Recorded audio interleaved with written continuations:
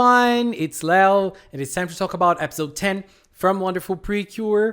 What an adorable episode this was. Oh my god, Mayu. I love her. I love Yuki as well.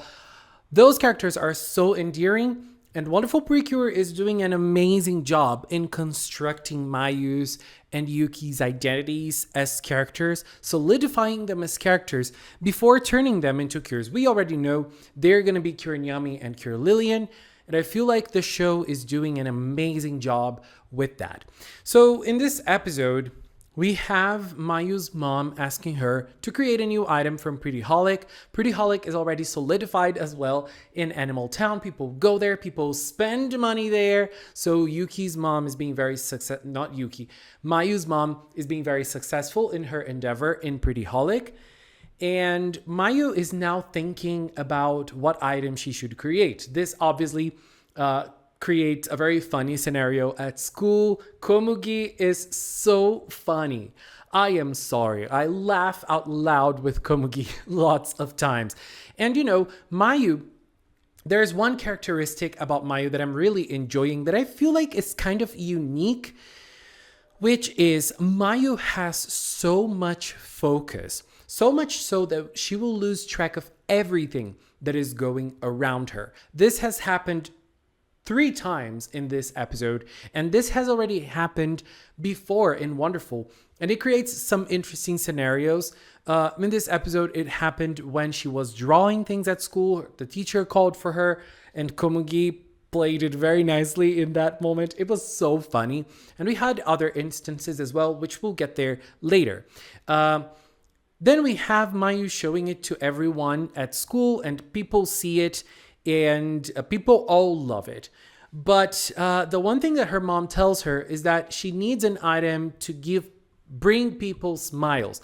And even though the items that she created are very pretty, she still wanted something to spark her eyes, and most importantly, spark Yuki's happiness, because that's what her focus was at that moment.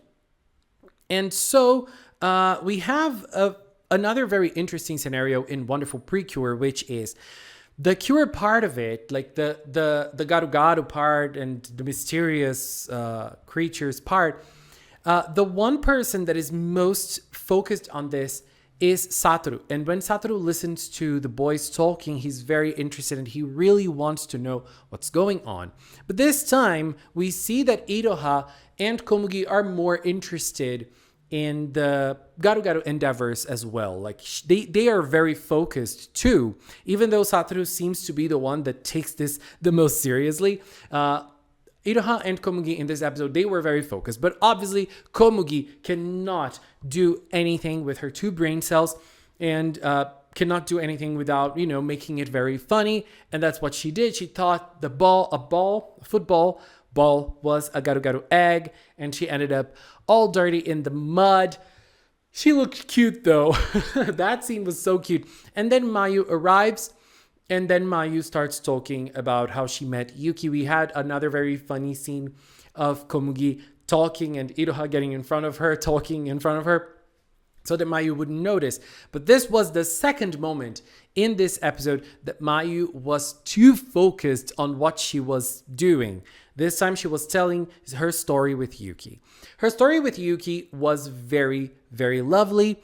Mayu traveled with her dad, and her dad was taking pictures of a town, and he had to take lots of pictures. So they spent some days there. I don't remember exactly, like 3-4 days, something like that, in that specific town. And that's where she met Yuki. A little shout out to Banana Tree, who's always commenting on my videos saying that I don't talk enough about Mayu's dad. And yes, he is a very handsome man. Not as much as Iroha's dad, but Mayu's dad is a very handsome man for sure. But Mayu meets Yuki. Yuki is all dirty. But at that time, Mayu did not know that Yuki was white. And Yuki wasn't even called Yuki. She was a stray cat, as far as we know. And because of that, it was advised to Mayu that she should not touch her. And she didn't. Mayu stayed like super, she was a very responsible kid. She did not try to touch her. She did not try to invade her space. She was very respectful with Yuki in everything, or with the cat that would soon be named Yuki, with everything. But, she kept her distance. But she was always there. She was always talking to her. It was very nice that they shared some moments, like sharing a little snowflake, and the way she put a snowflake in front of Yuki so that Yuki could see how white it was and how big the snowflake was. I really liked that moment. I also loved how she let her little hat, her little beanie for Yuki, and Yuki used it while there was a big snowstorm and she was feeling cold. She used the beanie. And then they kept on meeting in those days. They kept on talking. They kept on sharing little moments until it was time for Mayu to go home. And Mayu was very sad to see the cat staying behind. And the cat went to see Mayu when she was going home. And that was very surprising because that cat was a cat that did not interact with humans. The cat did not like humans, but it liked Mayu. And I loved how Mayu really opened up and how Mayu said like simple things. And I can understand her. Like, she wanted to spend more time with the cat because she wanted to talk to her. She wanted to,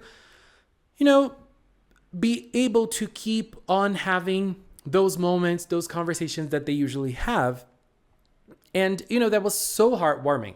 And for us to take a look at how Mayu is, she is probably someone who is not easy to open up and cry in front of people because she's very shy. And with the cat, she was not. She was able to, let go of everything that blocks her and share all of her emotions. Very beautiful. I really enjoyed it. And then we have a moment of Yuki also interacting and meowing for her. And then they get together and she actually takes Yuki home. After getting Yuki a big shower, she sees that Yuki is all white, just like the snow. And then she calls her Yuki, which means snow, which can mean snow in Japanese. Super, super adorable. And I just loved seeing how their relationship was born, with Mayu really respecting Yuki's space and Yuki accepting Mayu and wanting to stay with Mayu. And then, because of that relationship that they have, with the strong bond that they have, Mayu realizes the type of item that she wants to create. So she heads home very fast. And I laughed out loud at that scene. Like, Mayu runs away and Komugi's like, oh, does she want to run, like compete? I don't remember the word, but like, does she want to compete in running or something? I laughed out loud. Komugi's so good. And then at that time, we have the Garu-garu appearing. And the action scene of Wonderful PreCure episode 10 started. I think this chase scene was actually kind of interesting. We had some interesting things going on, not in terms of action, but in other terms. So it wasn't a tanuki, it was a raccoon, and there was a reason for that. So I feel like it was kind of educational for what a raccoon is and, debunking some myths about certain things. Very funny. And also, I really enjoyed the way that the ribbon barrier was used here. Very creative. I also liked how vicious the Garu-garu was. It was very violent. It was destroying things in town. Very unfortunate that the Cures cannot fight. If they did, it was gonna be a very interesting fighting scene. I mean, it could have been super interesting, but it was still nice, the way they used the ribbon, and Satoru, again, being the one to think of a strategy, to think of a situation, and use the ribbon as the downfall of the Garu-garu. Thankfully, because they were free from the Garu-garu for the dark energy, and now they are a regular or a Nico animal, and they went back to Nico Garden. But during the fighting scene, we had the third moment of Mayu in this episode getting so focused that she did not notice what was going on around her. The fight started in the woods, but then it got to Animal Town, and they were fighting under or very close to Mayu's house, like in front of Mayu's house. Mayu did not know. She did not see. But Yuki saw everything. And Yuki seemed happy and content and interested in what she saw. What does that mean, wonderful PreCure? What are you trying to tell us? I'm very excited for Cure and Yummy. Oh my God. And Yuki paid attention to everything. So she will probably want to do the same. That's going to be a lot of fun for Yuki. And then Mayu created the new item. The new item is a sensation. We see those old posh ladies. Oops. Sorry. We see the old posh ladies having it, and they are happy about it. I love those ladies so much. They are so posh. I want to be like them when I grow up. Oh my God, they are glamorous. I love them. And I love the item. Very cute. We see a new ribbon for Yuki as well. I feel like this new ribbon that she wears is probably going to be the item that will trigger her transformation into human Yuki in the future.